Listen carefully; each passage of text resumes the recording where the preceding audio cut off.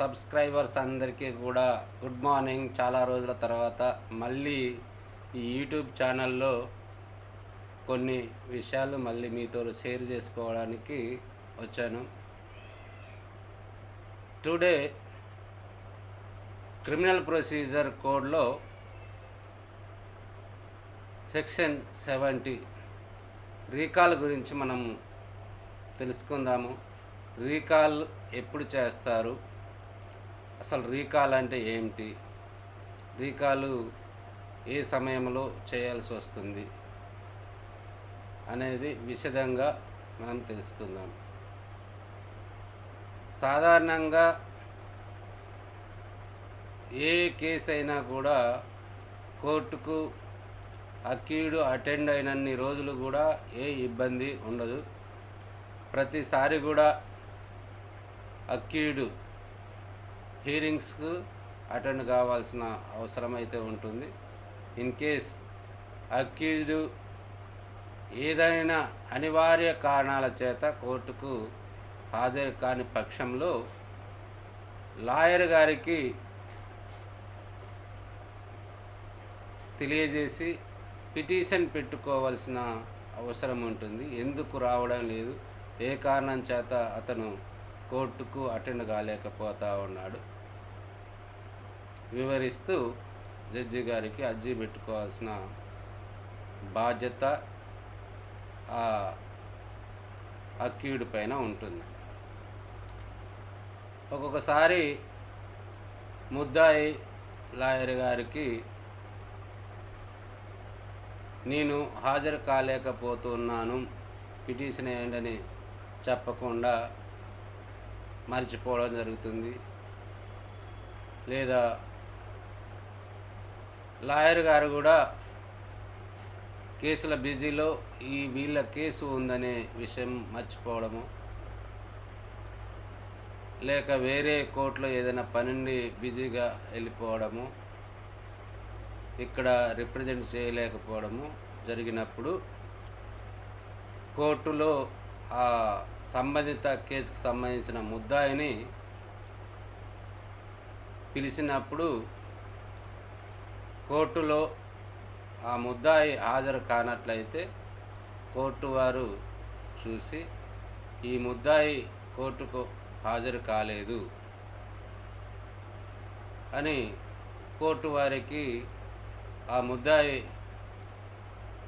కోర్టుకు కావాలనే రావడం లేదని అనిపించినప్పుడు ఆ ముద్దాయి పైన NBW ఇష్యూ చేయడం జరుగుతుంది. NBW అంటే ఏమిటి? Non bailable warrant. ఏ కేసు అయినా కావచ్చు, కేసు బెయిలబుల్ అయినా ఆ ముద్దాయి తిరిగే కేసు నాన్ బెయిలబుల్ అయినప్పటికీ కూడా, అంటే ఇక్కడ బెయిలబులా నాన్ బెయిలబులా అనేది ఇమ్మెటీరియల్. అది నాన్ బెయిలబుల్ అయినా బెయిలబుల్ అయినా కోర్టు వాయిదాకు రానప్పుడు NBW చేస్తారు. పోలీసు వారికి చెప్తారు మీరు NBW ఎగ్జిక్యూట్ చేయండి అని. ఇక్కడ NBW ఎగ్జిక్యూట్ చేయండి అని అంటే వారెంట్ మీరు తీసుకొచ్చి జైల్లో వేయండి అని దాని అర్థం. అలాంటి సందర్భంలో ఈ వకీళ్ళు ఎవరైతే ముద్దాయి తరపున ఉన్నారో ఆ ముద్దాయిని కాపాడడానికి జైలుకు వెళ్ళకుండా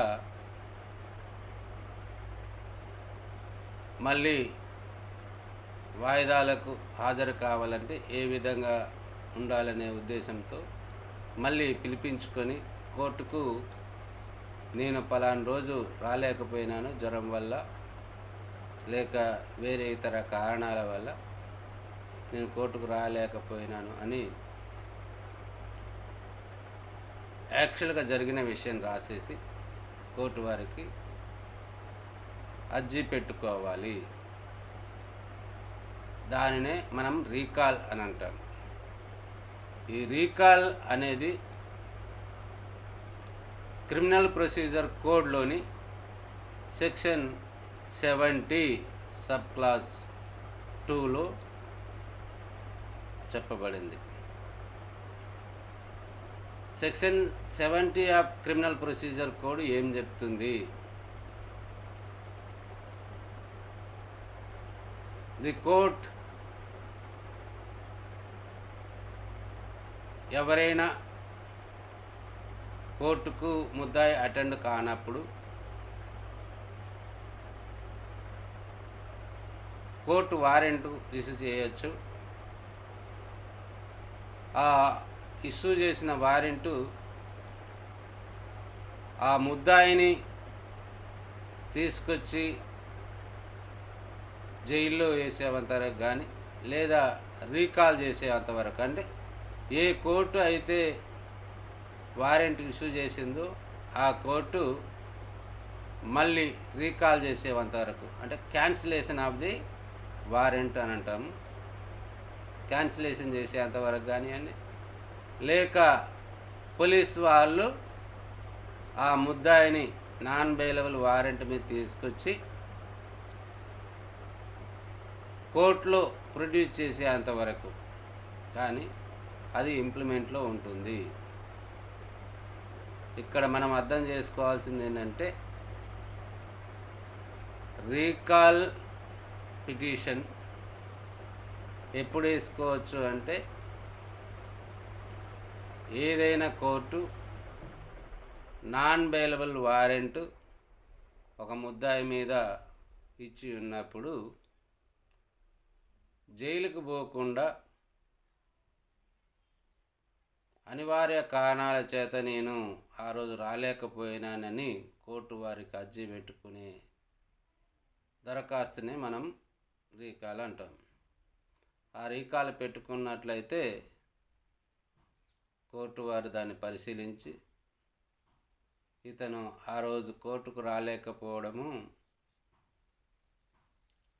అతను రాసుకున్న దరఖాస్తులో జ్వరం కానివ్వండి, లేక ఇంకేదైనా ఇతర జబ్బులు కానివ్వండి రాసి ఉన్నాయి కరెక్ట్ అని నమ్మినట్లయితే కోర్టు వారు రీకాల్ చేస్తారు, ఆ వారెంట్ని క్యాన్సిల్ చేస్తారు. తర్వాత మళ్ళీ ప్రతి వాయిదాకు రెగ్యులర్గా రావచ్చు. లేదంటే ఈ ఎన్బిడబ్ల్యూ మీద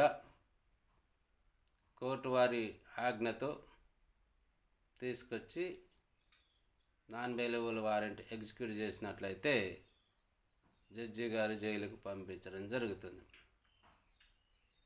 అందుకని